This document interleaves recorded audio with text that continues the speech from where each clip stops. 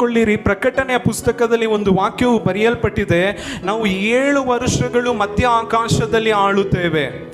20ನೇ ಅಧ್ಯಾಯ 4ನೇ ವಾಕ್ಯದಿಂದ 6ನೇ ವಾಕ್ಯದಲ್ಲಿ ಬರೆಯಲ್ಪಟ್ಟಿದೆ, 1000 ವರ್ಷಗಳು ನಾವು ಈ ಲೋಕವನ್ನು ಆಳ್ವಿಕೆ ಮಾಡುತ್ತೇವೆ.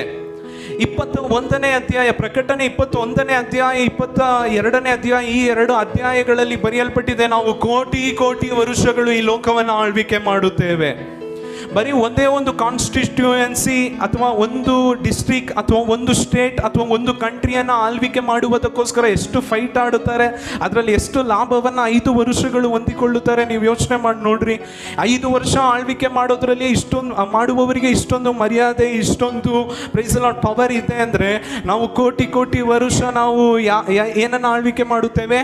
ಲೋಕವನ್ನೇ ಆಳ್ವಿಕೆ ಮಾಡುತ್ತೇವೆ. ಹಂಗಂದ್ರೆ ಯಾವುದಕ್ಕೋಸ್ಕರ ಈಗ ನಾವು ಹೆಚ್ಚಾಗಿ ಪ್ರಾಮುಖ್ಯತೆಯನ್ನು ಕೊಡಬೇಕು?